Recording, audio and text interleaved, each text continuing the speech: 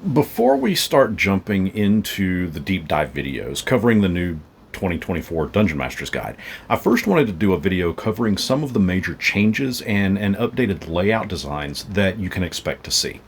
GameMasters here, and we recently did a first look thumb through.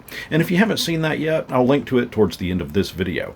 But in it, we checked out some of the key elements of this book.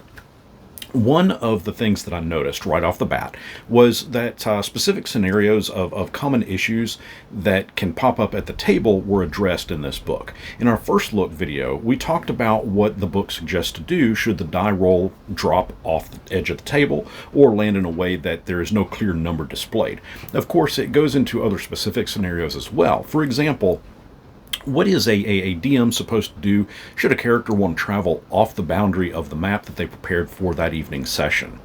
While many DMs already know how to deal with these things, think back to when you had just, right out of the gate, started to be a dungeon master. You were still super excited by that damp and dank dungeon odor, and there's a good chance that you learn much of what you now know by the seat of your pants. Hell, I still learn best that way, and I've been DMing since the 1980s, but the scenarios presented in this new book are certainly some of the more common ones that I see crop up when I'm running new players through, and that's something that we'll also check out in a future video, so be sure to subscribe so that you don't miss that deep dive.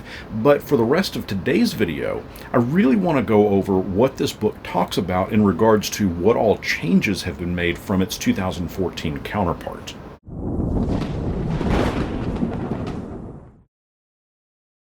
One of the biggest things is that this simply has a fresh coat of paint on it.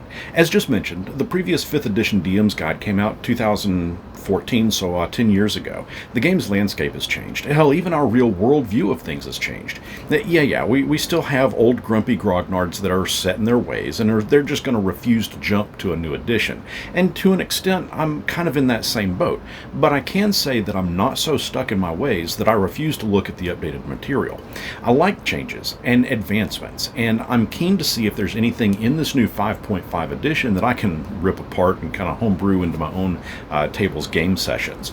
Right at the front of the book, it details out over the span of 10 years that 5th edition has been out, that this new 2024 version has taken many of those books, as well as the 2014's DM's Guide, and has expanded, reorganized, and rewritten elements. That this book is intended to replace versions of those elements from the older books. It goes on to say, as we pointed out at the top of this video, that inside we can expect to see expanded advice regarding specific scenarios, from dice rolling mishaps to travel and chase rules, from having multiple DMs run a session to how to deal with super large groups of players and how to speed through combat to maximize the role-playing. I guess kind of provided that that's the focus. Of course, it's also clear to state that if a good old-fashioned hack-and-slash slobber knocker is what's desired, then by all means, roll those dice as often as you want and just slice away.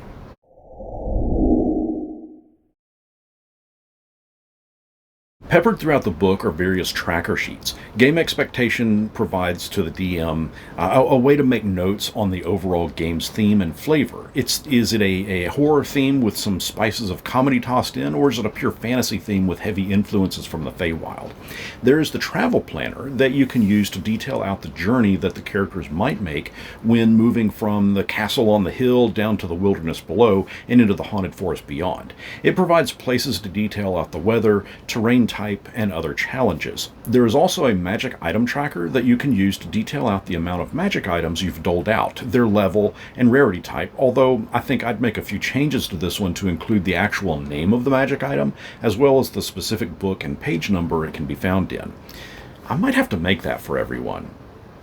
Be sure to check out and keep eyes on my Patreon for that one. Other tracking sheets include an NPC tracker, a settlement tracker, a campaign journal, character tracker, one that can track conflicts, as well as a bastion tracker. And I'm not a big fan of ripping pages out of my book, nor do I like kind of smushing it flat to make a decent photocopy of the permissible copywritten page. But thankfully, WotC has listed on D&D Beyond all of these tracker sheets for free. To get to them, all you got to do is log into your D&D Beyond account, and this works for all free accounts too. But navigate here to D&D free rules, the one marked 2024, and just click it. There's a lot listed here. Much of the player's handbook material is listed, as well as a lot of the information from the DMG, so I really recommend exploring all of this. But for the tracker sheets, just scroll down a little bit and till you find this downloadable tracking sheet section. Click on that. From here, you now have access to all of the tracking sheets without having to destroy your Dungeon Master's Guide, and it's all for free. Jumping past the sheets, one of the key troubles in 5th edition has always been balancing encounters properly.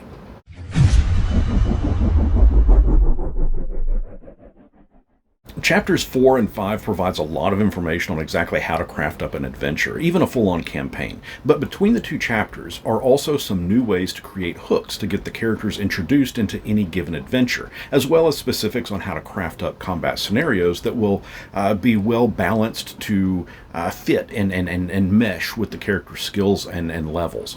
For example, do you want the encounter to be relatively low in difficulty, or do you want to throw something at your players that's going to thoroughly test their resolve?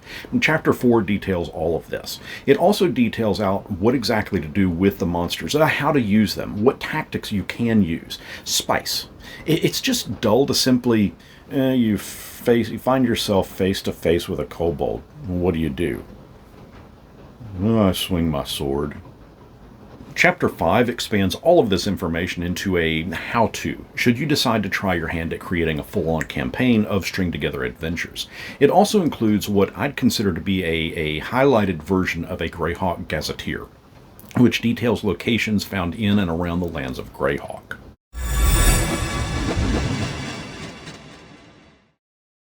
I've got an in-depth video planned for the rule set in this book that covers creating magic items, but also listed in here are rules for creating monsters, even new spells, as well as those magic items. Chapter 7 goes over all the magic items that have been updated from previous editions, but also included are a few new magic items that we've not seen before.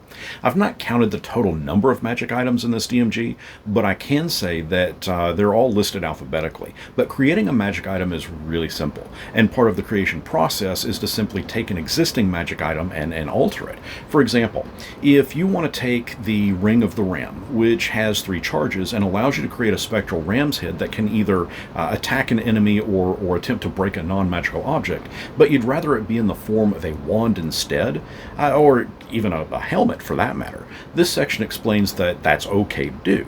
It also details out your options should you wish to make other changes or create something up completely altogether. Again, we'll be doing a deep dive on magic item creation in the future, so be sure to subscribe so you don't miss that.